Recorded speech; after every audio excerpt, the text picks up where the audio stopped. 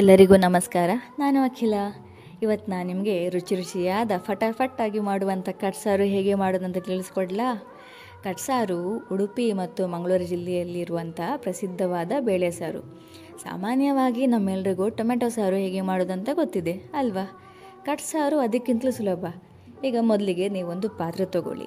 ಅದಕ್ಕೆ ಸ್ವಲ್ಪ ನೀರು, ತುರಿದ ಶುಂಠಿ, ಹಸಿಮೆಣಸಿನ್ಕಾಯಿ ಹಾಕಿ ಚೆನ್ನಾಗಿ ಕುದಿ ಬರಿಸಿ. ನಂತರ ಅದಕ್ಕೆ ಸ್ವಲ್ಪ ಅರಿಶಿನ, ರುಚಿಗೆ ತಕ್ಕಷ್ಟು ಉಪ್ಪು, ಹುಣಸೆ ಹಣ್ಣಿನ ರಸ ಮತ್ತು ಬೇಳೆ ಹಾಕಿ ಚೆನ್ನಾಗಿ ಮತ್ತೊಮ್ಮೆ ಕುದಿ ಬರಿಸಬೇಕು.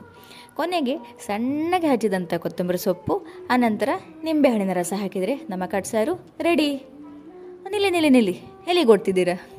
ಮುಖ್ಯವಾದ ಇಂಗ್ರೀಡಿಯೆಂಟ್ ನಮ್ಮ ಹಾಕಲಿಲ್ಲ, ಒಗ್ಗರಣೆ ಮಾರೆ. ಹೇಗೆ ಒಗ್ಗರಣೆ ಹಾಕೋದು? ತುಪ್ಪದ ಒಗ್ಗರಣೆ ನಾವು ಇದಕ್ಕೆ ಹಾಕಬೇಕು.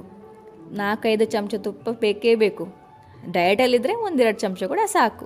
ತುಪ್ಪ, ಜೀರಿಗೆ, ಇಂಗು ಇದರ ಒಗ್ಗರಣೆಯನ್ನು ಕೊನೆಗೆ ಇದಕ್ಕೆ ಕೊಡಿ.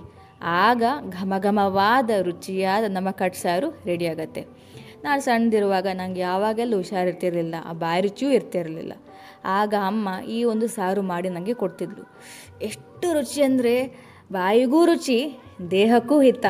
ಸೂಪರಾಗಿರುತ್ತೆ. ಬಿಸಿ ಬಿಸಿಯಾದ ಅನ್ನಕ್ಕೆ ತುಪ್ಪ ಹಾಕಿ ಈ ಸಾರನ್ನು ತಿಂದರೆ ಸ್ವರ್ಗ ಸುಖ. ಅಷ್ಟೇ ಅಲ್ಲ, ಇದನ್ನು ನಾವು ಖಾಲಿ ಸೂಪ್ ಹಾಗೆ ಕೂಡ ಕುಡಿಬೋದು. ಟ್ರೈ ಮಾಡಿ ನೋಡಿ.